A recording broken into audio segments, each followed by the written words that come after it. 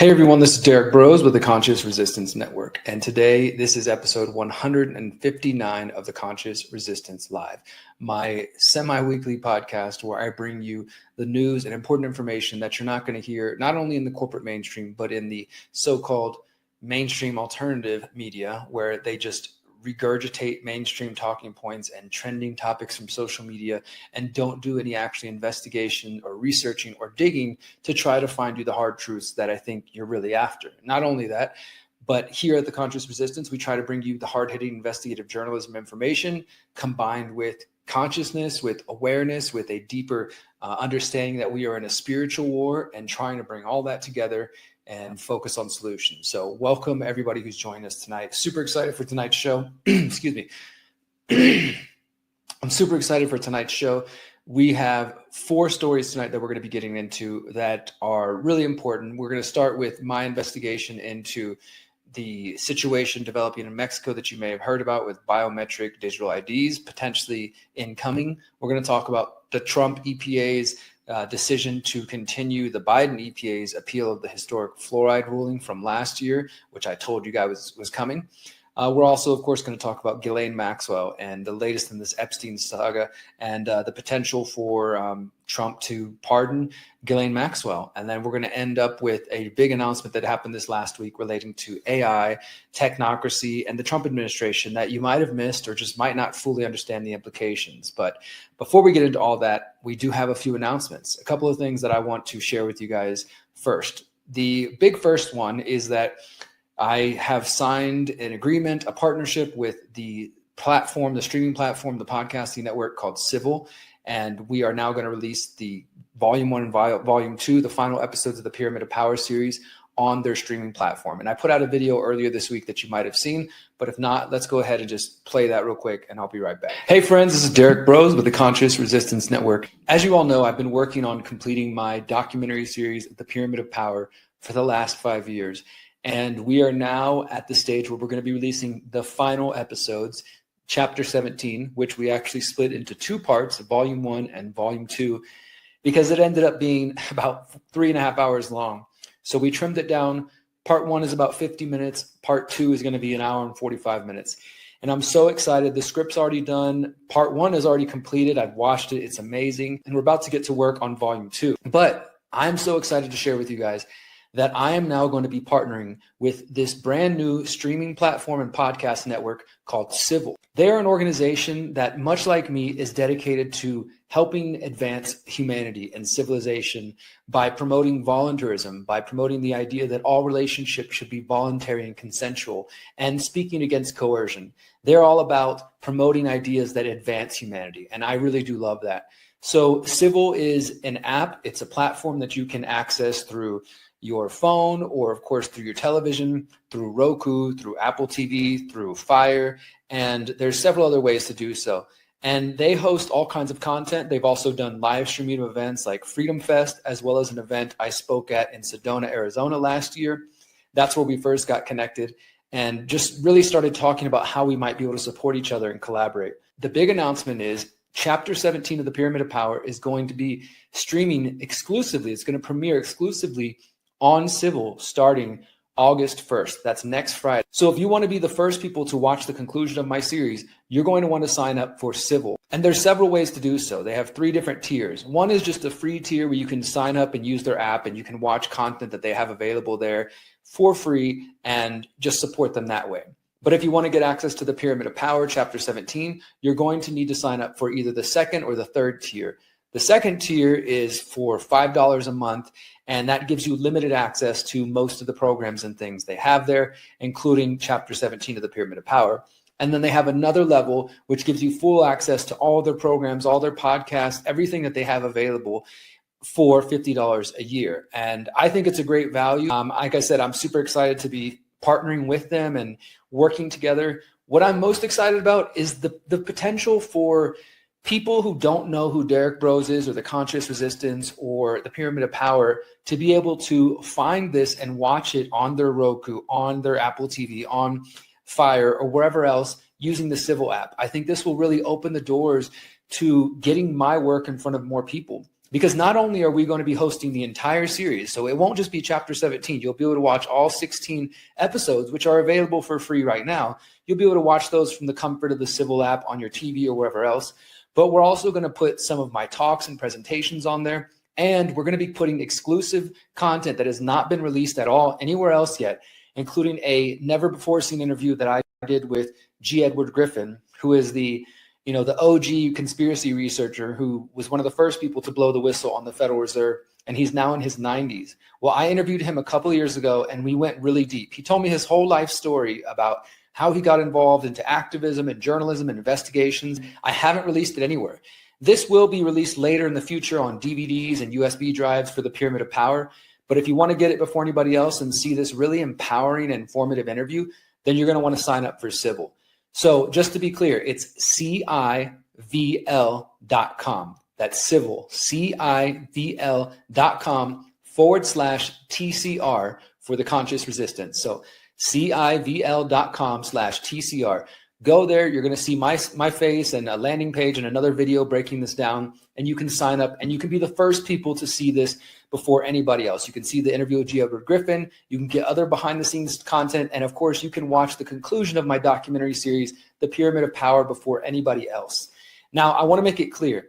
If you're not interested in Civil or if you can't afford it at the moment, that's fine. The Pyramid of Power, Chapter 17, will eventually be available for free at thepyramidofpower.net and all the usual places that I've been posting it. It's going to be about 5 or 6 weeks after this. So as I said, if you want to be the first ones to see it and see the conclusion of where this series is all headed to, then you're going to want to sign up at Civil. But if you can't afford to, or you don't have time, it's just not interesting to you, then just wait until September or November and you'll get to see Volume 1 and Volume 2. But if you are interested, for the next week, I'm offering an exclusive coupon to those who want to sign up. You can get 20% off your sign up using the coupon code TCR20, just the letters TCR and the number 20. So go to CIVL.com/TCR, sign up there and use the code TCR20 and you'll get a 20% discount. You'll get access to the Pyramid of Power, Chapter 17 before anybody else. And you'll have access to all the other content that they have available. Not only will you get access to this content before anybody else, you'll be supporting me because I'm partnering with this company. We're partnering together because we believe in each other's mission. And so by supporting me and supporting them, you're helping advance both of our missions to bring out new content that is actually going to empower humanity and educate people and hopefully in the bigger picture, lead to a better world. So I'm super excited about this partnership, guys. And I hope all of you who are excited to see the end of the Pyramid of Power will go to civil.com/TCR and sign up today. Use the 20% coupon. And I can't wait to share it with you guys. All right, so there you go. Big announcement. I'm partnering with Civil. As I said there, if you want to sign up, TCR20 is the code to use. I do want to clarify something I learned afterwards, that only applies if you sign up for the annual subscription of $50 a year. So $50 a year, take 20% off that with code TCR20. You get access to the Pyramid of Power, Chapter 17 first, plus all the other content that they have and the bonus stuff that I was just discussing there. So super excited about that, man. For those of you who are like, oh, dang it, Derrick, you're greedy capitalist putting something behind a paywall. I literally put out everything I do for free. All of my documentaries, my books you can download, my articles are available for free. None of it's behind a paywall. This is not about trying to make some money. I don't expect to make much money off this at all. It's about, as I said in the video, trying to get more people the potential to discover my work. And then on September 5th, Volume 1 will be available for free. And then as we're working on Volume 2, that'll likely come out on Civil first, maybe October, and then publicly November. So by the end of the year, the entire series is going to be available for free, as everything is always with my work. Just part of an effort, though, to reach more people. So I hope that you guys will understand that. Let's go ahead and jump into a couple more announcements. Then we're going to get into our first story and talk about this whole biometrics situation going on in Mexico. Here's the direct link again. It's CIVL.com/TCR. This is what it looks like. There's another video of me describing what's going on. You can sign up for the different levels. You can see there's Chapter 17 right there, ready for you to check out next Friday, and you can watch, a previous episode, Chapter 6 on the oligarchy, if you like. But I wanted to make an announcement. I mentioned last week or on the last show that I have one more talk this week. If you don't know, you can always go to theconsciousresistance.com/tour. Excuse me, one more talk this year. You can go to theconsciousresistance.com/tour and find out where I'm going to be speaking at. And I am speaking at this event called Thrive Alive. It's a vegan fest, but it's really for all healthy-minded, sober-minded, family-minded, curious, vegan, curious, plant-based, curious people. September 18th to the 22nd at the Timber Lakes Camp and Retreat in Kansas, just outside of Kansas City. I'm super excited about that. I'll be there. Miriam will be there giving a meditation. I'm going to be performing music and giving 2 presentations about my thoughts on why veganism is just part of a broader holistic liberation movement. So we'll be talking about that. You can check that out at theconsciousresistance.com/tour. You can find the link if you want to go there and hang out in Kansas, near Kansas City. The other one that I just got invited to is called Sound Path to Freedom. The website is soundpath.org. This is a Truth and Freedom Music Festival. It is a online and in-person kind of music festival. It's an interesting hybrid concept that these folks who reached out to me are trying. It's the final weekend of August, the 29th through 31st, so Friday to Sunday. They have a couple nights of different things planned. I will be there in person. I'm not added to the website yet, but I will be there soon. And so as they say here, on Friday night, there's like a group guided meditation with music. I believe that's all online. And then Saturday, they're live streaming different musicians and presenters throughout the day. So I might be involved in that. And then also Sunday is a live in-person concert in Oaks, Pennsylvania, just outside of Philly at Arnold's Family Fun Center with several different artists. I know Mark Passio is involved with the organizing of this, and he's getting he's supporting the people who are behind this. These folks seem really cool, and they understand natural law and trying to build a better world. And so there's a bunch of different artists who are going to be involved in the virtual part. I will be participating in that, as well as obviously participating in person. And so they're selling tickets. Again, the website soundpath.org. Check it out. And if you want to come hang out with me near Philly, that's Labor Day weekend. So the last weekend of August going into September, I'll be there performing my music, and I will be giving a talk. You can check it out at soundpath.org. All right. With all that said and done, let's go ahead and dive into our first story of the night. Most of you out there know by now that I live in Mexico, in Morelia, Mexico, central Mexico, and have been here for the last 5 years. And one of the several reasons that I was drawn to come to Mexico is because I do believe Mexico, like some, not all, some South American, Central American, Latin American countries, as well as parts of Southeast Asia, again, not all, but some of them are slower to adopt and adapt the technology and thus the technocracy, the surveillance state, the facial recognition, the biometrics and things like that. And during COVID, 1984, Mexico turned out to be a great place. You know, for me personally, myself and Miriam, we've been visiting Mexico since 2017 together. So we had already known that we were going to come to Mexico at some point. And when March 2020 came around and all this insanity with COVID 1984 was starting, and I knew something was up, and I was telling her, baby, we need to get out of here. We need to go. Let's go visit your grandpa in Mexico, and let's just sort of see how things turn out from there, because I didn't feel safe getting locked down in the US. And so we came down here in March 2020. We ended up visiting her grandfather. And then long story short, we ended up in Morelia, where we live now and where we host the People's Reset as well. So we have settled here. We have land. We've got local community. We're bringing more community. This is where we do the event. Like, my life is out here. I'm in my studio, in my home, an hour from the land. Like, you know, this is where my life is now for all intents and purposes. So I say all that to say that to hear the news that I'm about to share, it is a little disturbing to realize that, okay, Mexico is advancing in terms of the technocracy and the biometric security surveillance state. It is not going to be immune. And I want to say this first. I never thought Mexico was going to be 100% immune from these things. And I think this is a mistake that some people make, whether they come to Mexico or they come to, you know, Vietnam or some other place that they think is going to be the safe place to be. You have to remember, this is a worldwide, internationalist, globalist agenda.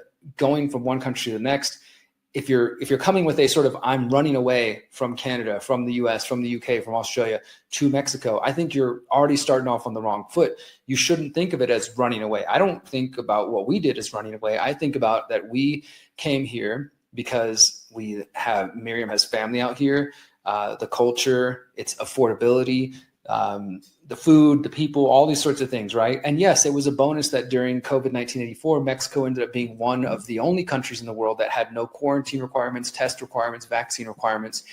And, you know, it's a big country, so not all parts of the country handled it equally. Some were worse than others, but by and large, the government was very skeptical about the vaccines. The government allowed people to have access to ivermectin. There wasn't this whole campaign like there was in the US to attack people who believed in the benefits of ivermectin.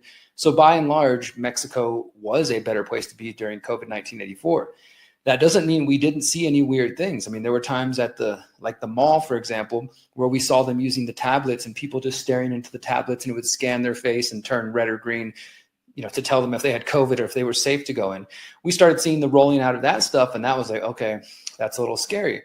But again, these sort of things tend to roll out first. In Mexico, I'll say specifically, I can't speak to any other country, but I think this is probably true in most places, in the big cities and particularly in the tourist spots. So Tulum, Cancun, Mexico City, obviously, Guadalajara, maybe to some degree, Monterrey, near the border. These places are big cities, and they also get a lot of tourists, a lot of English speakers. And we've realized over the years that that means those places often are targeted to be the first places to push these types of technology. And also, typically, the expats and the Mexicans who are there seem to be compliant. Not all of them, but a lot of them are, because you're just getting people who are coming to Cancun on spring break, and they don't care about, you know, fighting for liberty. They're just there to drink and party. So if they got to scan their face to do whatever, they're going to do it.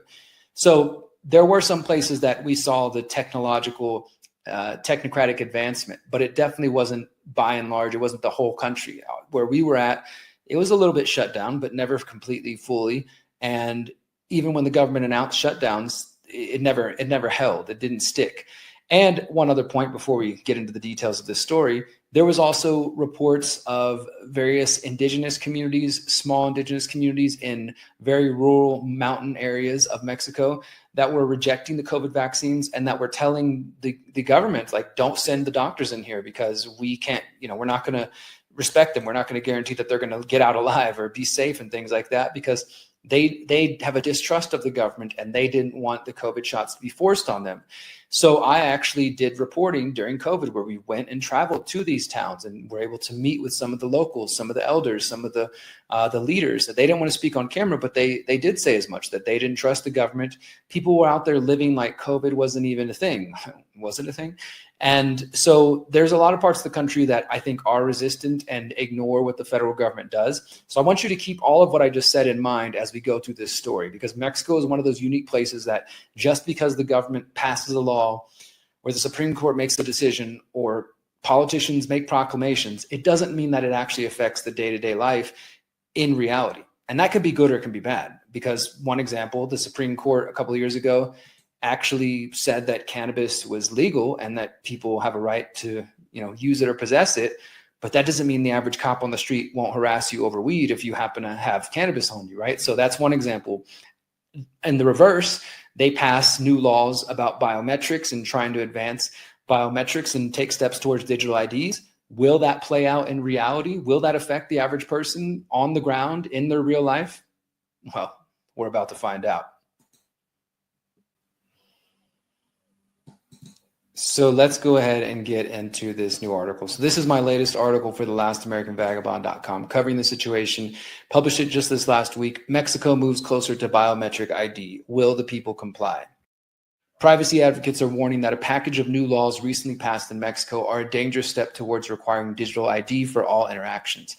As of Thursday, July 17th, which is just about 10 days ago, several new laws went into effect in Mexico, which are likely to greatly increase the push towards a digital surveillance state. The Mexican government says these new laws are aimed at fighting organized crime, drug trafficking, and helping with the search for missing people. The government has also argued that controversial changes to the nation's telecommunications laws are designed to bridge the so-called digital divide, which is this phrase that I've heard for the last 7 or 8 years once I started to get into researching things like 5G. It's this idea that, and it is true to some degree, but it's the phrase, it's what they call the fact that cities and urban areas tend to get the internet and access to different technology earlier than people who are in the rural areas, in the countryside, in the mountains and things like that. So there are people, as I mentioned just a moment ago, in Mexico who are kind of in the countryside who might not have cell phones or even internet service. And obviously in today's world, most people kind of look at that as like a basic necessity. It isn't, but that's how we've come to view it. So the digital divide is this separation between the development of the internet and the spreading of that internet and cellular access in the cities versus in the countryside. Mexico's President Claudia Sheinbaum has claimed that critics who have referred to the laws as a, quote, spy law or a censorship law are ignoring protections that are built into the new measures. At a July conference just a couple of weeks ago, Sheinbaum said, quote, "It is a lie. It is false. It is a lie that the laws passed have to do with state spying. False. It is a deliberate lie," she said. The most concerning change relates to the personal identity code for residents and citizens of Mexico, known as the CURP, is how we say it in English. It's the Unique Public Population Registry Code, or CURP. So the CURP is similar to what you might call a social security number in the United States. It's 18 characters. And in Mexico, it relates to your family name. So you'll get a letter for, one of your parents' names. There's a place of birth listed in there. There's the gender. And then, of course, just a set of numbers and characters. And so it's similar to a U.S. Social Security number that you have to use it. If you're a citizen, you have to use it to get your INE, to be able to vote, to be able to, what you need to be able to get a bank account and a lot of different things. So it operates in a similar way to a Social Security card. And I will say this, people have already in the past couple of years, even before this law, because I've talked to friends who have become permanent residents in Mexico who are moving down here. And they've said when they did their CURP, to get their CURP, they already took their fingerprints and, did a picture of their face and stuff. So this has been happening already. What the law does is make it where the CURP is going to include those things, a picture of your face, and then a QR code containing biometric data such as your fingerprints or eyes, and that CURP will be necessary to do like everything, and that it is going to be integrated within the healthcare system as well. The law calls for the creation of a so-called unique identity platform within 90 days by the Ministry of the Interior and the Digital Transformation Agency. Mexico's Civilian Intelligence Service, the CNI, and the National Guard will also have access to this biometric data, which is kind of scary because you think like you're driving down the road, and the National Guard, for those who've never been in Mexico, I mean, they drive around, they're the military, and there's some corruption there. I don't claim to be an expert on it, but I definitely know that the government, the president, has a lot of power over the National Guard, and some would say they're kind of like their personal military. But let's imagine, because they do have checkpoints set up in different parts of Mexico looking for drug dealers and cartels. And let's say you get pulled over, they check your car, you've got nothing going on, but they want to run your data. They can check your data and it's in the system, it's logged. And if it's connected the way they want it to be, it's going to have a history of your purchases and your movements and all kinds of things. The new law says that the biometric CURP will also be required for purchasing internet and cellular service, and this would force businesses selling their services to check a customer's biometric CURP before a purchase. And the law is allegedly going to be in effect by February 2026, which is obviously just like 6 months away. So it's kind of scary for people. But as I wrote here, however, in a country known for having a weak federal government and rampant corruption, it remains unclear how the policies will be enforced. I found this Mexican attorney, Alejandro Peña, who was warning that the biometric CURP and the requirements for access to internet and phone service are not about protecting the country. He says, quote, "Are we protecting the country or controlling the citizens? The internet in Mexico will no longer be free." Another group called R3D, their director of local digital rights, Jose Flores, said that the laws will create a detailed map of individuals' activities. He said, quote, "This puts us in a massive surveillance ecosystem with no provisions to identify the wrong use of data, data breaches, identity theft, or acts of corruption." And so that's just part one. That's basically what the law is doing. Now, as I said, this thing is supposed to go into effect in February. They said that the law, they expected to be completed by February, but it went into effect as of the 17th. So just the other day, I went to a local corner store and I bought some SIM cards because they're saying that they're going to require biometrics for access to internet and phone service. And so you can go to the store here. The most well-known is OXXO, Ocho, and you can buy just SIM cards for phones. And you can do this anonymously for the most part, because I can walk into the store. I don't have to show ID. I can buy a SIM card and then I can take it to any random phone I have and I can put it in there and have cell service. And so you can buy as many as you like. And this is one of the things that a lot of people out here like in terms of anonymity, but it's also true that organized crime like the cartels have used them as well, because they recognize that there is a certain level of kind of separation between the person and their actions. And so they can buy a bunch of SIM cards, activate them, put them in random phones, and use them to communicate and dump them as they need. If this goes through in the next 6-7 months, if this is true that by the end of February, beginning of February, then this will be implemented, then when I would try to go buy a SIM card, they're going to ask me, okay, do you have your CERP? And it probably will end up being like an app on a phone, I'm sure eventually. And we'll see how that goes. But see, for me, I'm not a permanent resident. I'm not a temporary resident. I am just here on a tourist visa, and I travel back and forth every 6 months. This is just the way I do it. We do have land out here. I do plan on living here, but I'm probably going to go back and forth for as long as I can. I'm not interested in becoming a citizen of another government. So I'll have to see how this plays out. But as I said in the article, I don't necessarily think that it's guaranteed that this is going to play out the way they think, because Mexico, it is a big country with a spirit of resistance in a lot of places, including the state that I'm in Michoacan, and a history of revolution. And that doesn't mean everybody is an activist and everybody's a resistance fighter. A lot of people are going to go along with this. Clearly, most people are going to just go along to get along because they have to eat, they have to survive. And if they tell you it's necessary and you have no other option, then you're going to comply. This is why I've talked about for so long that we need to build parallel systems, because if there is nothing to opt out to or to exit to, you're going to comply whether you like it or not. So one other point here, Trump's role in the expansion of biometric collection. This was an interesting little tidbit that I found out as I was doing my research.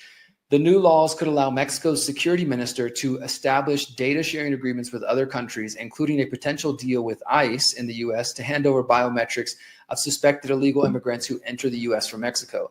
Donald Trump's ramping up of mass deportations of illegal immigrants and increased pressure on the Mexican government is also contributing to the rise of biometric data collection. In late March, U.S. Homeland Secretary Kristi Noem, she actually told Fox News that she'd met with Claudia Sheinbaum, the president of Mexico, and told her that Trump wanted Mexico to share biometric information of immigrants in exchange for ending the tariffs on Mexico. Noem said at the time, she did sign some of the agreements with us, and I asked her specifically to share biometric information of migrants with us, and she's willing to discuss that, even though that in her country would be a little bit controversial.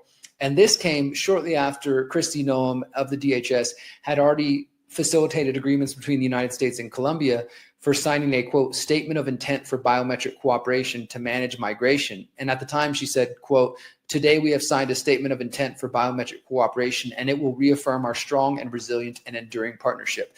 So it seems like the Trump's pressure to, we got to stop illegal immigration, and tariffs are being used as a way to force Latin American nations to start collecting biometric data of their own people in the name of, well, if they ever come over here illegally, we'll have a record of them, and you know, we can track them and things like that. I'm sure it's just about immigration. I'm sure it's not about controlling human movement altogether.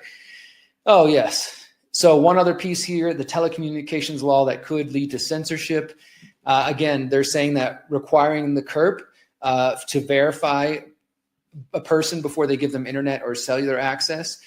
This also comes along with telecommunications law changes, and some people say they're warning that the law will force internet service providers to share users' real-time location data with Mexican authorities upon request. But President Sheinbaum says that no data will be shared without a court order, and critics say that the changes will not require judicial approval before tracking a cell phone. So it's kind of like back and forth. She's saying, we're going to require a court order. Nobody's data is just going to be shared. And her political opponents are criticizing her and saying that's not true. They're going to track you. They warn that Mexican authorities will be able to shut down cell phone or internet service whenever and wherever they choose in the name of fighting crime. She said none of this is true and that, you know, there's no censorship or no surveillance. But what I will say again is that the Morena party that Claudia Sheinbaum is part of, and that she basically inherited her presidency from the previous president, AMLO, they have a lot of political power now, and they have mostly control of the courts now due to recent laws that were passed in Mexico relating to the judges and how that system works. And it allowed her party to solidify now control over the judicial system, the political system. And as I said earlier, some would say the National Guard is directly under their control as well. So it's not likely to be much resistance, at least for the coming years. Now, to sort of take a bigger picture, is the Mexican technocratic state emerging?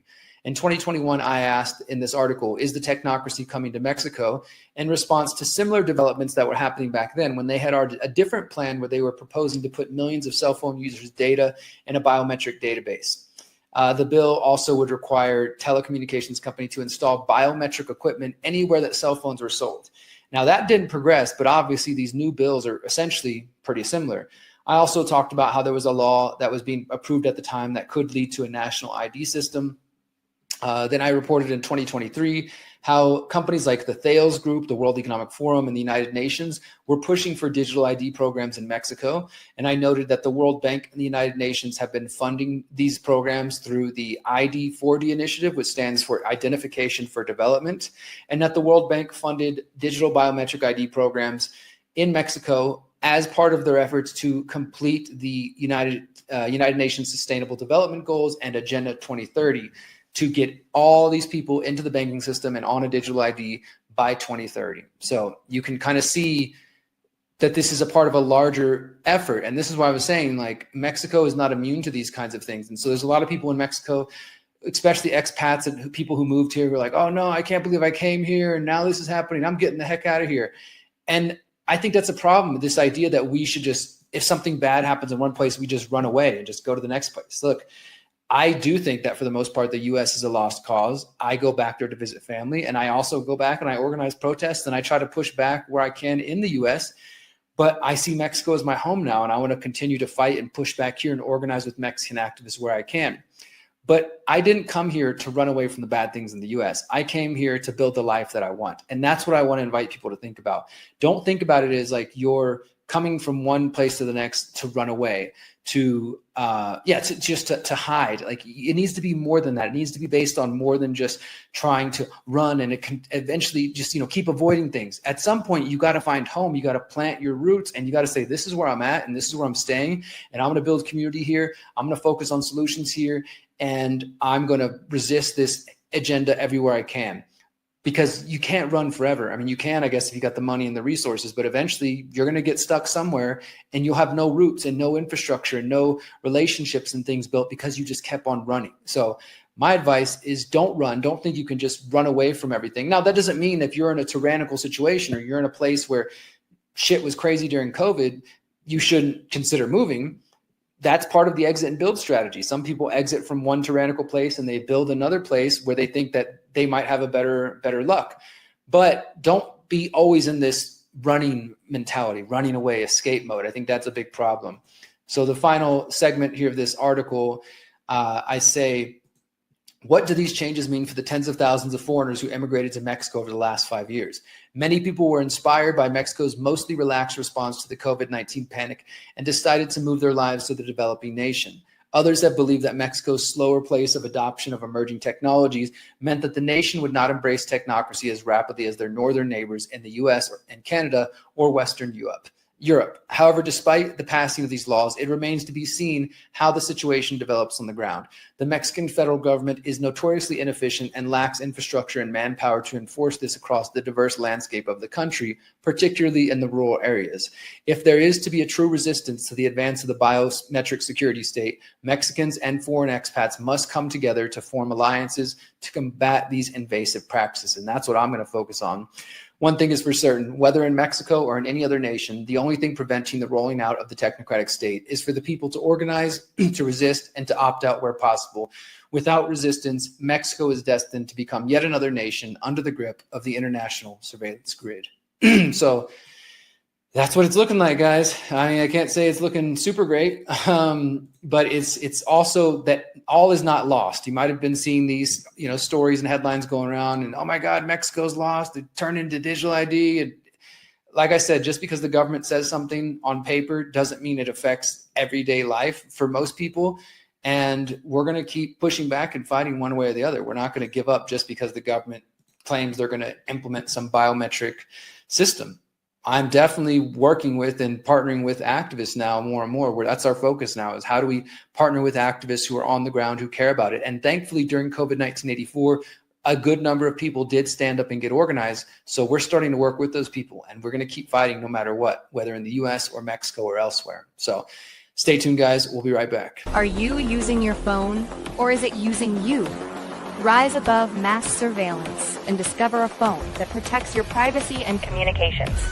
Above Phone does everything your old phone does, without tracking you, while giving you complete control over your phone and apps. We are better than big tech. It works with any cell service. No forced logins. No advertising or tracking. Download apps privately. Control your phone and its apps with secure hardware. Introducing Above Suite. Protects your internet traffic. Private email on any device. Video call with friends privately. Encrypted chat, calls, and internet phone.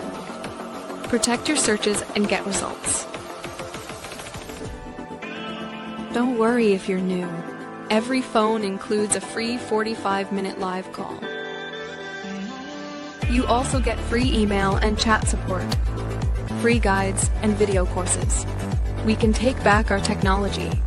We're here to help with tools and education. You have the power. Rise above with Above Phone. AbovePhone.com.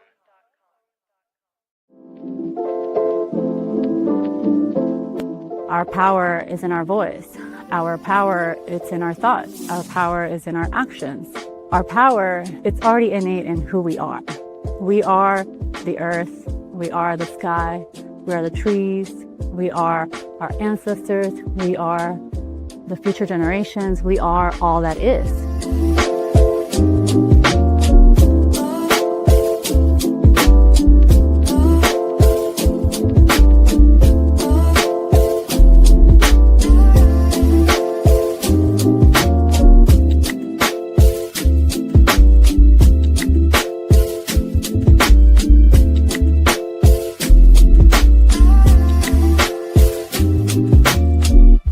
All right, welcome back. That was a little trailer preview for the People's Reset 2026.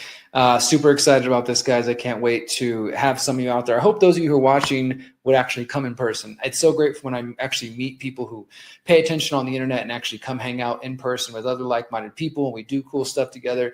As you saw there in the trailer, there's not a lot of audio, so if you're listening, it probably doesn't explain it very well, but there's ceremonies, there's live conscious music, there's 30-plus solutions-focused speakers talking about permaculture, empowering decentralized privacy technology, liberating your mind, body, and soul, building parallel systems, homeschooling, unschooling, family stuff, natural birthing, eating right, yoga, meditation, healing, all kinds of great stuff. This is not some hippie, new age, talk and do nothing festival or gathering. It's an activation where people from more than a dozen countries show up in person in Morelia, Mexico for 5 days to get shit done and go home activated. And this is going to be our 7th event in Mexico, our 8th one overall, because we did one in the UK. We're going back to Europe next year. Stay tuned for plans on that. But we just announced that tickets are already on sale for the People's Reset 2026. Go to thepeoplesreset.org. thepeoplesreset.org to check out the current lineup, to check out the location, the details. And if you can swing it for 5 days, we keep it very affordable. Mexico's very affordable. Once you get here, all you need to do is get a flight, get down here, get you some housing, meet some cool people, go home activated. All right, let's continue on with our next story. This is my latest article for thelastamericanvagabond.com, and it is about the ongoing fight to get the freaking poison fluoride out of the water. Trump's EPA continues Biden administration appeal of historic fluoride ruling. And I told you guys this was coming up. So this is just another example. If you pay attention to my work in the conscious resistance, you get the news before it happens, because we dig deep and we don't just repeat mainstream garbage that you could read on your own. While claiming to support the MAHA movement, the EPA under Trump has now taken steps to undo last year's historic ruling, which found that fluoride poses a risk to the neurodevelopment of children. On Friday, the EPA, this is last Friday, the EPA officially appealed a federal court ruling which ordered the agency to take action against the risk posed by fluoridation chemicals. The EPA staked their appeal on 3 main arguments, including the belief that the plaintiffs lacked standing, the judge improperly considered new evidence, and the district court went beyond its authority and its management of the case. The EPA's appeal is the latest development in a nearly decade-long legal saga between the EPA and parents of the children impacted by water fluoridation, including Food and Water Watch and the Fluoride Action Network. The lawsuit began following the 2016 decision by the EPA to deny the plaintiffs' petition under the Toxic Substance and Control Act, which is basically, as I've explained in the past, it's a law in the United States that allows citizens, regular people, to petition the EPA if they believe there is a chemical that poses a toxic risk or hazard. And so they can file a petition and the EPA has to consider it. The Fluoride Action Network and the plaintiffs did just that. The EPA denied it, so they sued. That eventually turned into a court proceedings in 2020 via Zoom because of COVID, which I covered and reported on. And then last February 2024, an in-person, almost 2-week trial in San Francisco that I was one of the only journalists there for the entire proceedings. And then finally in September 2024, Judge Edward Chin found that fluoridation of water at 0.7 milligrams per liter, quote, poses an unreasonable risk of reduced IQ in children. And he said that the risk was sufficient to require the EPA to enact a regulatory response, but it was not his job to say what the EPA should do, only that he was directing them to do something. And instead, what happened was the Biden administration, in their final days, the EPA under Biden, they initiated an appeal. But then, of course, since Trump was coming in talking all this Maha stuff, a lot of people were like, well, okay, he's just going to get rid of it. He's not going to appeal the whole thing. Why would he do that? Because we're Maha, right? We don't need to. We all know fluoride's bad for us. Why would the Trump administration continue the appeal? Nevertheless, we ended up here. And the EPA claims that one of the plaintiffs, that their water contains naturally occurring fluoride, and thus they cannot prove injury as a result of community water fluoridation. They're basically saying, well, your water's got fluoride in it already naturally, which does happen, and that's different from the poison that they add into the water, which is typically hydrofluorosilicic acid. And so they're saying there's no way to determine whether it was from community water fluoridation or the naturally occurring fluoride, whatever injuries they may have. The EPA also says that the judge's decision to allow studies published after the original 2016 petition violated the terms of that petition. The EPA in their filing wrote, the district court violated TSCA section 21 by permitting plaintiffs to rely on evidence not first presented to EPA in the petition and reviewed by the EPA in denying the petition. The court's final merits ruling overwhelmingly relied on voluminous evidence that did not even exist at the time of the original petition. So basically, what they're talking about is the fact that after the original petition happened, we had several major studies conclude related to fluoride. Not least among them was the National Toxicology Program's 10-year study on the effects of fluoride on the brain. And there's other studies relating to thyroid and to other issues with fluoride, but this one was specifically relating to the impact of fluoride on developing children's IQ. It was one of the most studied reports ever done by the National Toxicology Program. It's called a monograph. And of course, through my reporting and through leaked emails that the plaintiffs' Fluoride Action Network were able to get during the legal process, during discovery, they actually found that behind the scenes, there was elements of the CDC and other agencies in the U.S. government that were trying to prevent the release of this study. And so the U.S. government is now saying, well, the judge shouldn't have considered any science after 2016, even if that science, is relevant and in this case looks bad for our case, they shouldn't have paid attention to it. That's one of the arguments they're making. And while I talked to Michael Conant, who is the lead attorney representing the Fluoride Action Network, about this argument, what he said and what he told me was, quote, I think most people would find that to be at odds with the public interest at stake here. We should be having decisions made in 2024 that reflect the science that is in existence in 2024. The court should not have had to bury its head in the sand and act like all this new research didn't exist, which I think most of us would agree on. The EPA also says that Judge Chin, quote, commandeered the trial by not ruling after the close of evidence during the first phase of the trial in 2020. They're basically saying he went beyond his authority when at the end of 2020, he decided to put the trial in what they call abeyance, which is basically a temporary pause or a hold, so that the NTP could finish their study. He said, look, I don't want to rule until we have all the latest evidence. So he put it on pause. And then it took freaking 4 years, but then in 2024, we came back and the trial continued. So they're saying that, he was commandeering the trial and beyond his legal authority. So those are their main arguments. We'll see what happens now. The Fluoride Action Network, Michael Conant and them, they have to respond and their court filings. Most of this is going to be court filings. There might end up being one time where they're going to be in front of a judge making arguments. But for the most part, this is just going to be court filings, which I will be following closely. Now, a lot of people who supported the Make America Healthy Again movement, which was spearheaded by Robert Kennedy, Secretary of the HHS, they've been critical of the EPA's decision to appeal this ruling, especially because back in April, Kennedy and the EPA Administrator Lee Zeldin, they went to Utah and they announced that they were going to do an quote they were going to expeditiously review new scientific information on potential health risk of fluoride in the drinking water. And Kennedy also said that he was going to instruct the CDC to stop promoting water fluoridation. So on one hand, they're saying all these good things, but then meanwhile, the EPA, which by the way, Lee Zeldin is the head of that agency, they decide to pursue this appeal process. But nevertheless, Michael Connett did tell me that he believes public pressure on the EPA may have an impact. He said, quote, "It's important for us to know that they can withdraw this appeal any day, anytime. So it is worth it for people to express their anger and discontent to this administration and to ask them to stand down on this appeal. If the EPA was to announce that they are withdrawing this appeal, boom, the judge's ruling is final. And then we can move to a rulemaking proceeding where we could actually get a ban on water fluoridation." So I know that this is surprising to some people, but as I put in this article, this is just the latest request of the Trump administration. To me, this is pretty obvious that they were going to be going in this direction. And this is because despite any potential positives that have come out of MAHA in the last 6 months, 7 months, I know it's still early, but they're moving pretty fast. And so there's a lot of bad to look at and a few good things. Like, okay, they're going to get rid of red food dye. They're going to get rid of thimerosal in vaccines. That's great. But meanwhile, in the first 6 months, Trump's Food and Drug Administration has approved 3 mRNA injections, most recently COVID injections for 6-month-old children.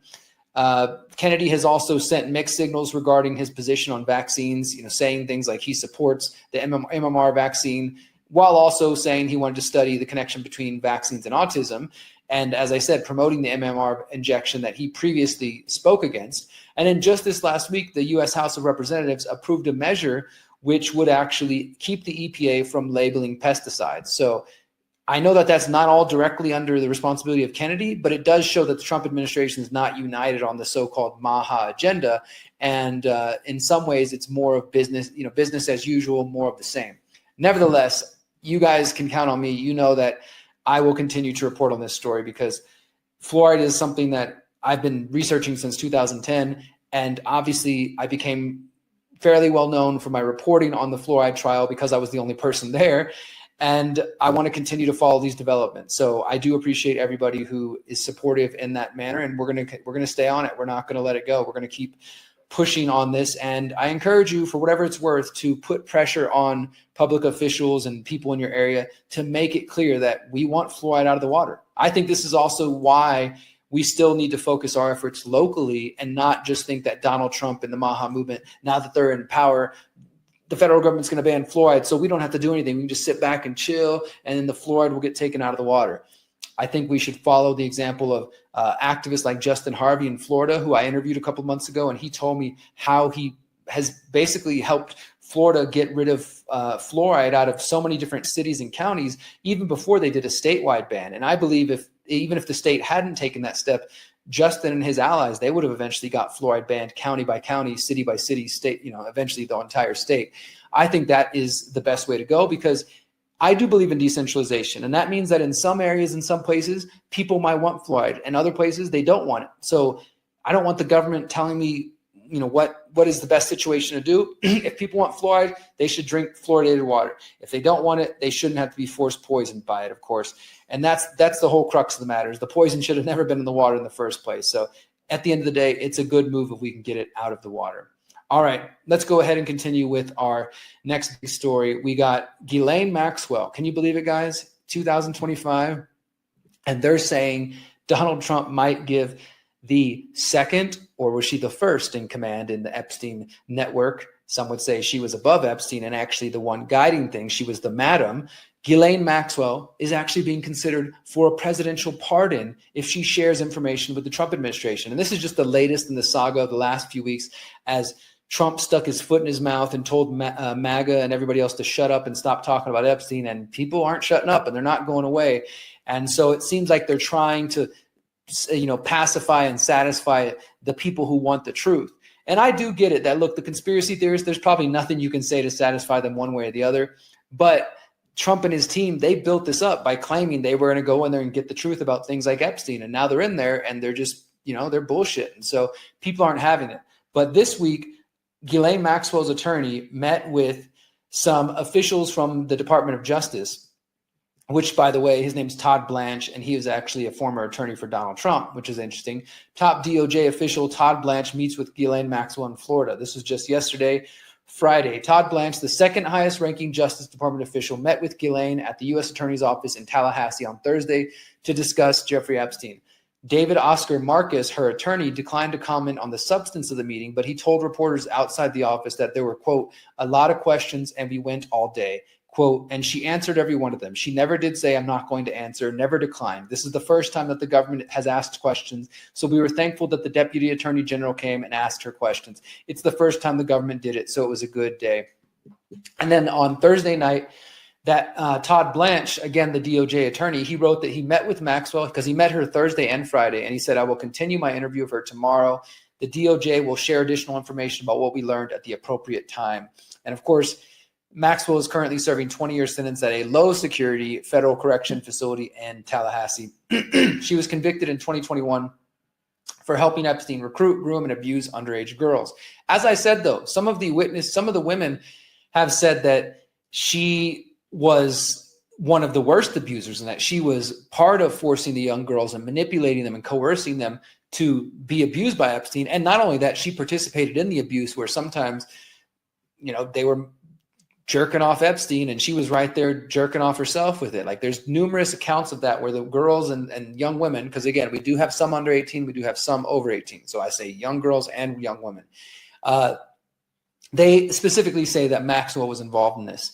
Now, Todd Blanche recently wrote on social media, justice demands courage. For the first time, the DOJ is reaching out to Ghislaine Maxwell to ask, what do you know?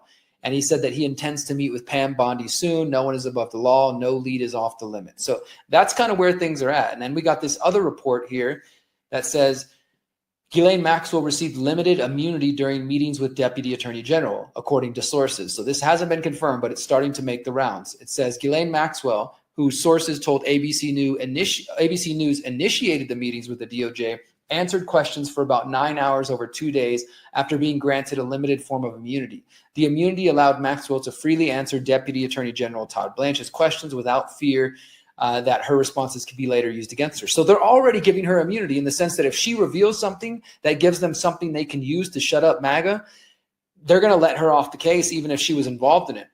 The so-called proffer immunity is commonly granted to individuals prosecutors are seeking to make cooperators in a criminal case. Maxwell has already been tried, convicted, and sentenced for sex trafficking underage girls. You better believe she's trying to get out of there, and she's going to give them whatever they want. And of course, if she has information on Trump or any of his allies, they're not going to share that. This is, in my mind, this is going to be a complete limited hangout. I absolutely do believe Trump is going to give her immunity of some kind and pardon her, or through this limited immunity they're already granting her. Trump doesn't even necessarily need to pardon her. They're just going to let her out early as part of the deal.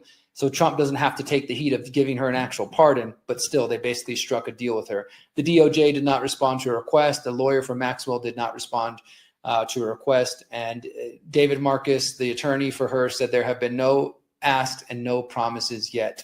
And she said that she was asked about 100 different people and she didn't hold back. So we'll see what's going to happen, guys. Now, let's take a look back at history here. Trump doubles down on well wishes for alleged sex offender Ghislaine Maxwell. This is back in 2020. President Trump again extended well wishes to accused sex trafficker Ghislaine Maxwell, apparently expressing sympathy for Jeffrey Epstein's longtime companion. And this was in an interview with Axios' Jonathan Swan in Monday back in 2020. He said, quote, her friend or boyfriend was either killed or committed suicide in jail. She's now in jail. Yeah, I wish her well. I'd wish you well. I wish a lot of people well. Good luck. Let them prove somebody was guilty. And this came after he had previously said, that a couple of weeks before that he was wishing her well. His first comment was, I've met her numerous times over the years, especially since I lived in Palm Beach. And I guess they lived in Palm Beach, right near you, Trump. Don't act like you didn't know that. But I wish her well, whatever it is, he said. So first he says, I wish her well. Then the second time, he's given a chance to clarify. And he's like, yeah, I wish her well. I'd wish anybody well. And then he adds this line, let them prove somebody was guilty. It's like he doesn't believe that she's actually guilty of the things she's been accused of, which we know she is. Now, if you need any more evidence, just before people try to say this is AI later, here's Jeffrey Epstein, Donald Trump, and Maxwell. Here's another one, them at probably a fashion show, sitting right here together. Look at that, looking a little younger. Trump's got more hair and looking a little bit more put together. And then here they are again. And you can see on the side, this is 1997. It says New York City, Donald Trump out on the town with Ghislaine Maxwell. And we can scroll up here. There's Trump trying to look like a badass or something. And then there is Maxwell, them hanging out together. So I'm just saying, anybody who denies that they have a relationship is not being honest with themselves. Now, the curious thing about this is I picked up on this story actually a couple of weeks ago. This was from early in July 6th. I remember seeing this go by. This was part of the Daily Beast podcaster. And it's titled, Ghislaine Maxwell may be helping the feds expose Epstein's elite network. And this was what an author had said. The author is, what is her name? Tara Palmieri. I'm only somewhat familiar with her work. I think she did some Jeffrey Epstein podcast back in 2020. She recently did this interview with the Daily Beast, and she said that she believed that Ghislaine Maxwell was helping the FBI to take down Epstein's collaborators. Quote, I think she's probably helping them right now. I don't think she's going to spend all 20 years in jail. She didn't say how she knew this for sure, but she said, this on the podcast, that according to her sources, she said, quote, they can't let her out right now because there will be public outrage. But when nobody's paying attention, the story's gone away, a few years out, Ghislaine's out, or ends up in some nice prison. This is what I've been told by law enforcement sources. So even just a couple of weeks ago, before this even was making the news about Ghislaine Maxwell and Trump going, the visit between Trump's DOJ and Maxwell and the potential for her to get immunity or a pardon, this was already being reported by Tara Palmieri. So I give her credit. It does appear that that's starting to come true. And she said she had law enforcement sources telling her this. That'll be in the show notes. But I mean, I don't know what more proof you need that Trump is connected to this network. Now, I want to be clear. That doesn't mean that Trump was implicated in anything, but Trump was definitely part of the network and knew them well. He didn't just see them once or twice and never saw them again. And I think that's what his supporters are in denial about.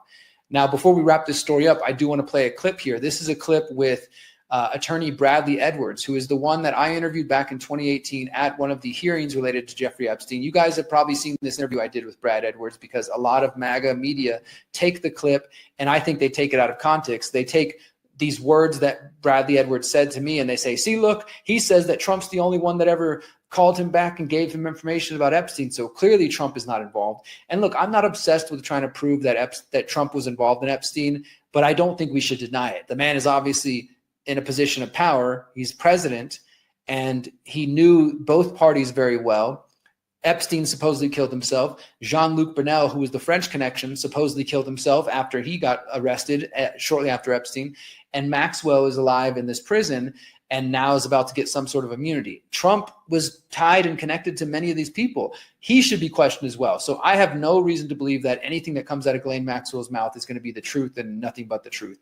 But nevertheless, we shouldn't forget that there are real victims involved in this that were abused by Jeffrey Epstein and Ghislaine Maxwell, and they should not be lost in the mix. It is their suffering that we should really be fighting to end and fighting to bring some justice to them. This shouldn't just be about which celebrity is named or which politician is named. We should actually care about the victims and what happens to them and how this impacts them. So with that in mind, I want to play this clip, which was Bradley Edwards recently speaking to MSNBC about his thoughts on the potential for Ghislaine Maxwell to get this deal. Check this out. Representing your clients indicates to you that Jeffrey Epstein was committing this kind of rape with girls from middle school and high school, as you just put it, every day of his life? Well, I would just, the only caveat being young children and young women, probably all under the age of 25. But yes, you're right, as young as 14. And I think that we've represented 50 that were under the age of 18. But it wasn't only minors, just that caveat. I think that the one thing that has really alarmed our clients, particularly today, is the information that now Ghislaine Maxwell is being visited in jail, and that she is somehow being given some credibility and a platform on this particular topic. I think what people are forgetting is that Ghislaine Maxwell wasn't only indicted on sex trafficking charges. Ghislaine Maxwell, because of testimony she gave on multiple occasions in the civil cases where we sued her, she provided testimony, and as a consequence of false testimony, she was indicted on 2 perjury counts. on this particular topic. So we're going to go and ask somebody to tell the truth who was indicted on perjury charges related to this particular topic. Now, does she have information that could potentially help? Yes. Will she be truthful about it? Who knows? But whoever is going to be the questioner, whoever is going to be the interrogator, must know more than just a rudimentary understanding of the case. You have to have seen her other deposition transcripts to know what she said so that you can keep her in line. You have to know her testimony from her criminal trial to keep her in line, and you have to understand the case. Sending somebody there that knows nothing, she's going to say whatever she wants to say. And what's her incentive? Is her incentive because she's going to get a deal? I have many clients who say, look, President Trump and Ghislaine Maxwell were good friends back then. Is he going to commute her? Is he going to pardon her? And I have said to them, look, I know that you feel like an afterthought right now. I know that you feel like you don't matter. For him to do that would be he thought about you and he decided you do not matter. I don't think that is on the table. I don't think that he would ever do that. Maybe I'm putting too much trust in him. Maybe I am. But either way, if he's not going to do that, what incentive does she have to tell him anything if she's getting nothing out of it? So there's a big problem here with the process. And it's just another piece of the scandal that is causing enormous anxiety. Let's all remember, there were 5 victims at the heart of the sex trafficking trial against Ghislaine Maxwell. 2 are no longer with us. They're dead. We're losing clients because of the anxiety and the suffering of them and their families. And they should be the first thought that every single American has when they think about this case. They shouldn't be an afterthought, and they shouldn't be forgotten. And that's how it feels to them and to me.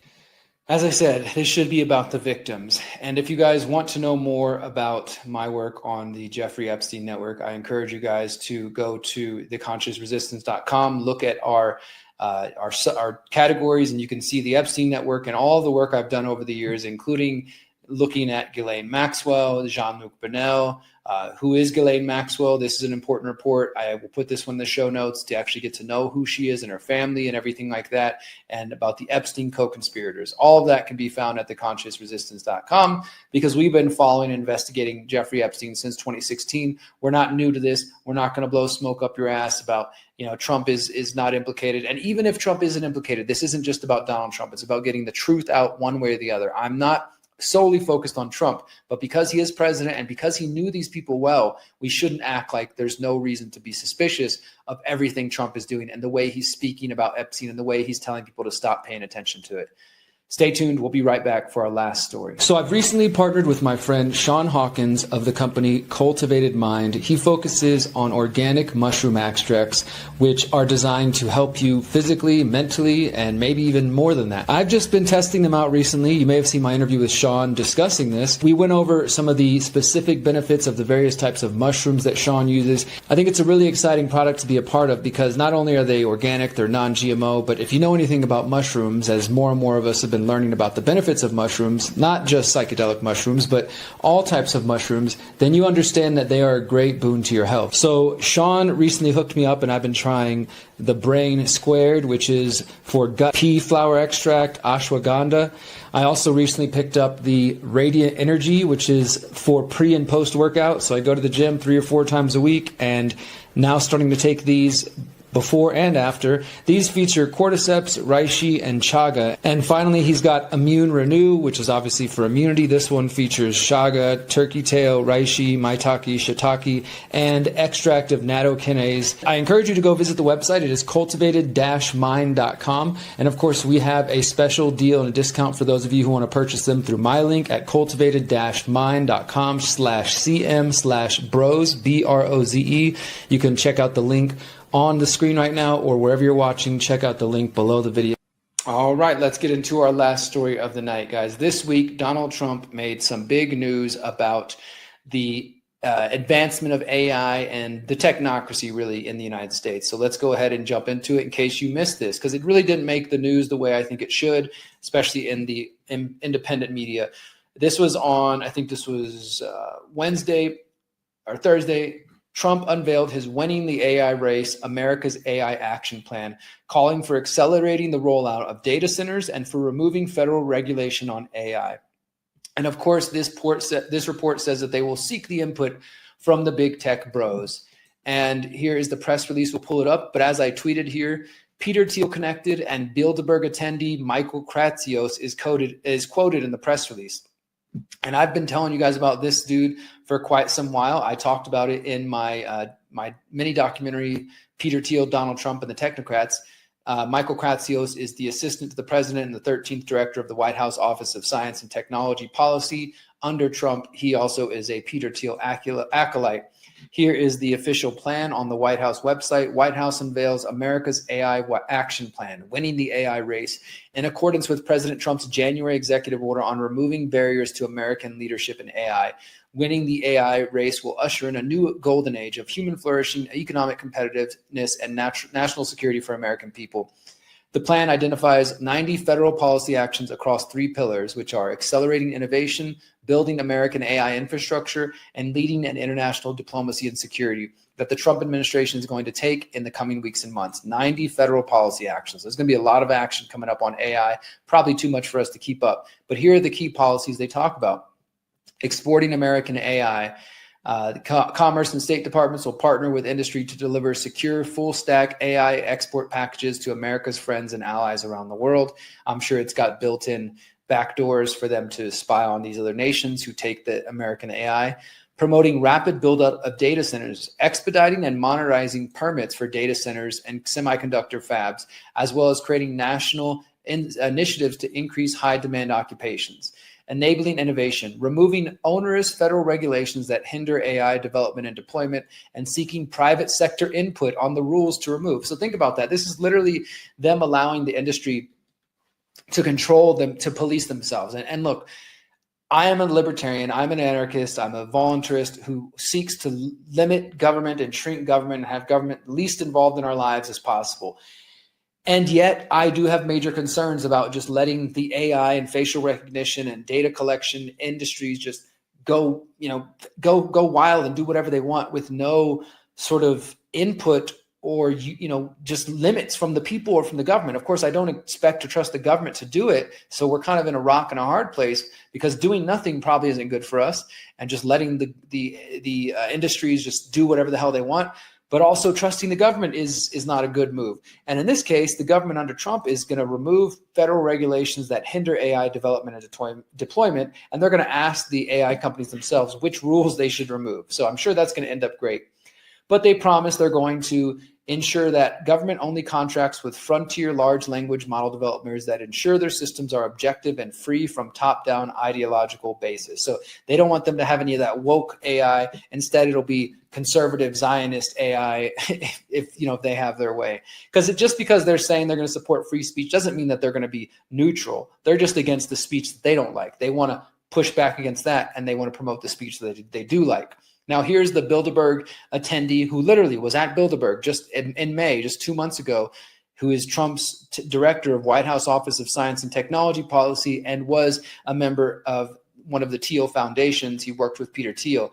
And he has a quote here, says, "This plan galvanizes federal efforts to turbocharge our innovation capacity, build cutting-edge infrastructure, and lead globally, ensuring that American workers and families thrive in the AI area. We are moving with urgency to make this vision a reality." And then cryptos and AI czar David Sachs, who's also another PayPal mafia dude, who is, he's another guy. I've written about him and talked about his role in this, and he's just celebrating it. To win the AI race, the U.S. must lead in innovation, infrastructure, and global partnerships. We must center American workers and avoid Orwellian uses of AI. This action plan provides a roadmap for doing that. I truly do not believe any of those words that they're saying, that they're going to fight the Orwellian AI. The difference is, and this is something I've reported on in the past, is that the Peter Thiels and the David Sachs and the Curtis Yarvins behind them, they believe they are the counter elite to the progressive elite. So it's not so much that they're champions of free speech and libertarians. They believe in individual self-ownership and sovereignty and individual liberty. They just think they're the ones that should be in charge, and they're against the woke people. But that doesn't mean that they're not authoritarians coming from a different direction. Now, in addition to that, this is a big week for AI. Trump also spoke recently I think it was actually on Wednesday. Yeah, again, so the same day Trump made this announcement of this AI plan, he signed a bunch of executive orders, and he also delivered the keynote address at an event called Winning the AI Race Summit, hosted by the All In podcast and the Hill and Valley Forum. So let's explain what this is. This is just a press release here. But for those who've never heard of the All In podcast, let me just go down here. All In podcast is the #1 tech podcast hosted by Chamath Palihapitiya and Jason Calacanis and David Sachs and David Friedberg. These are tech bros, tech execs, and they do the All In podcast, and it's become very influential to mainstream podcast normies. And now the Hill and Valley Forum is another forum like the World Economic Forum that was co-hosted by Jacob Hellberg, who is also another Peter Thiel acolyte, who is a partner at the Founders Fund, which was funded with money from Peter Thiel.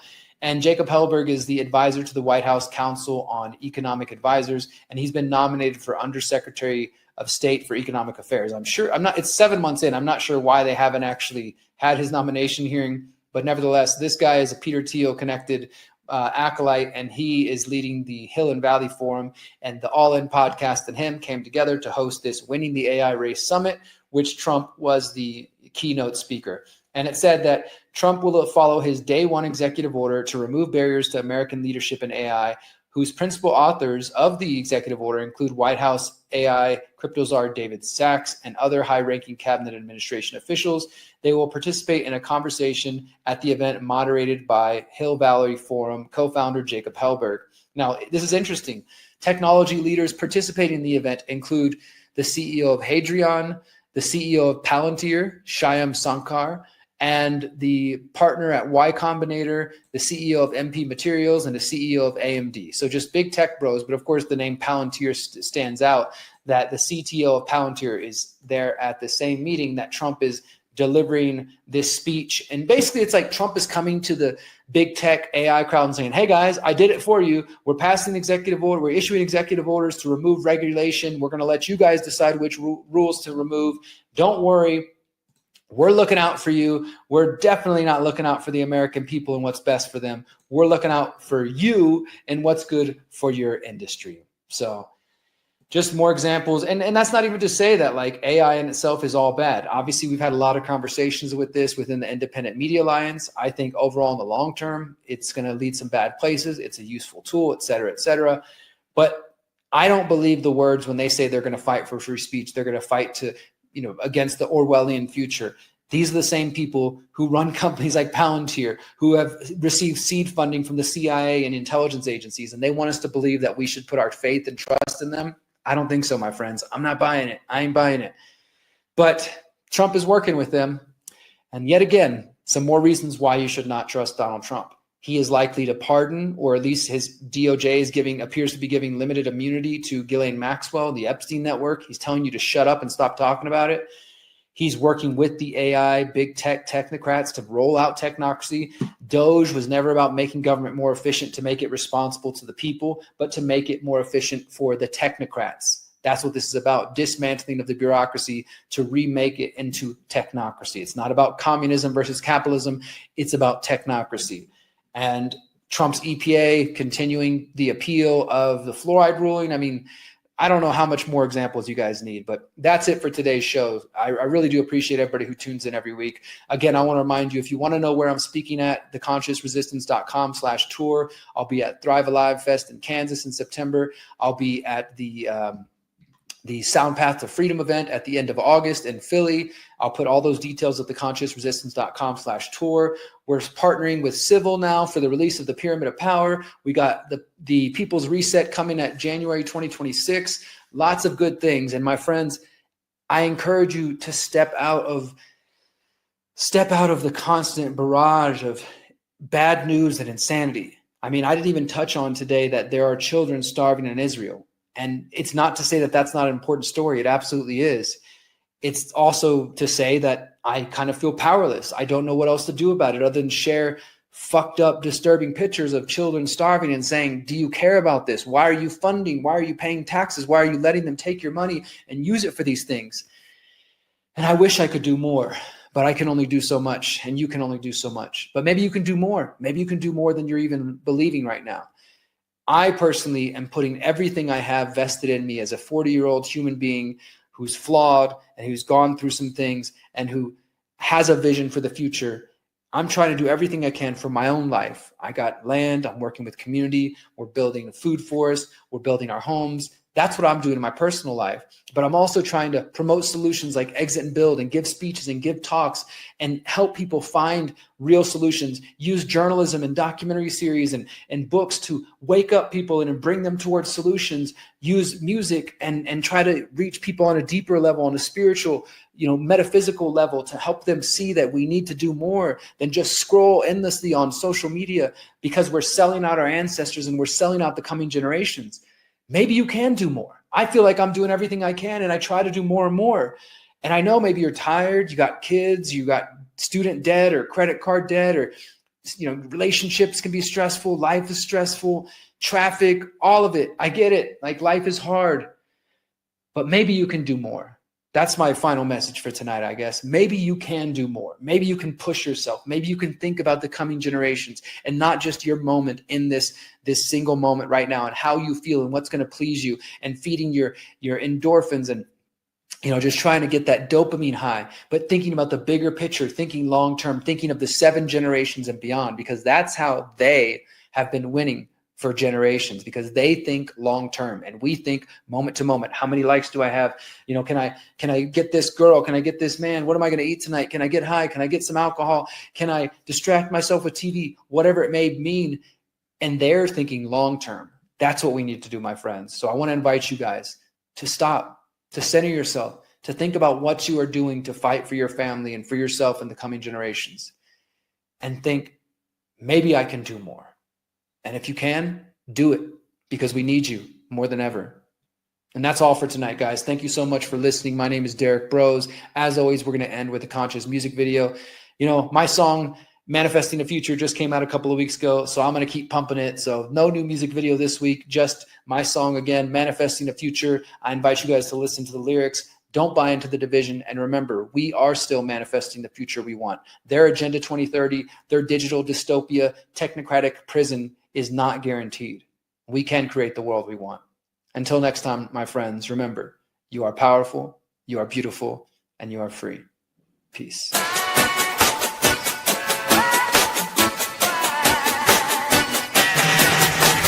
Check 1, 2, 33. Yeah. We got the divine on our side, cause we stay aligned. We're connected to the great spirit, both heart and mind. We are the creators that we've been waiting for. There's nothing left to do, just close your eyes and explore. They think they can divide us, but we won't let them win. We are stronger together, more united than we've ever been. They trying to divide us, but they can't stop the free people, cause we're manifesting a future where all life is equal. They think they can divide us, but we won't let them win. We are stronger together, more united than we've ever been. They trying to divide us, but they can't stop the free people, cause we're manifesting a future where all life is equal. I never thought I'd get to see so many beautiful people chasing the life of their dreams, yeah, they're free of evil. I look around and I can see what we're capable of, so I count the blessings as they rain down from above. Forgive those who wronged you, cause it's only holding you back. Remember, no one gets out of this life with their ego intact. I take nothing for granted, so thanks for the mentions, but I still find myself walking these streets asking these questions. Like, how can I walk past the garbage in the rivers and streams? How can I walk past the houseless human with broken dreams? Why do we scroll past the images of war and uncomfortable scenes? I wonder what it'll take for us to evolve as human beings. So much missed opportunity, wasted lives, sharpened knives. My enemies waiting to turn their back and tell more lies. But I got the truth on my side, and I'm walking with the divine. No more middlemen, this connection with God is finally mine. They think they can divide us, but we won't let them win. We are stronger together, more united than we've ever been. They trying to divide us, but they can't stop the free people, cause we're manifesting a future where all life is equal. They think they can divide us, but we won't let them win. We are stronger together, more united than we've ever been. They trying to divide us, but they can't stop the free people, cause we're manifesting a future where all life is equal. Nothing can stop the march of the unwashed minds. We've spent so much time just waiting for the signs. The messages in a bottle sent through space and time to remind us of our full potential when we are aligned with the Creator's plan and our own true purpose. I'm walking on clouds, man, cause I know I deserve this. Joy, peace, flow state, creation, manifestation. That's all it takes, no more need for explanation. The answers are already in your heart, take a look. Deep inside, your story's being told, you're writing a book of your own life. Take it to new heights, believe in yourself. Anything is possible when you show love and trust yourself. Don't give up, forgive them, give thanks and trust in the Most High. The sooner you cut the dead weight, the sooner you will fly. If you keep ignoring the trauma, sooner or later it festers. Remember, you are never alone, you walk with your ancestors. 33, out. Since 2012, the Conscious Resistance Network has been an independent media organization focused on empowering individuals through education, philosophy, health, and community organizing. We work to create a world where corporate and state power do not rule over the lives of free human beings. Our motto is leading by example and helping others in their pursuit of freedom. Visit theconsciousresistance.com to find our articles, documentaries, interviews, podcasts, books, and more. Remember, you are powerful, you are beautiful, and you are free.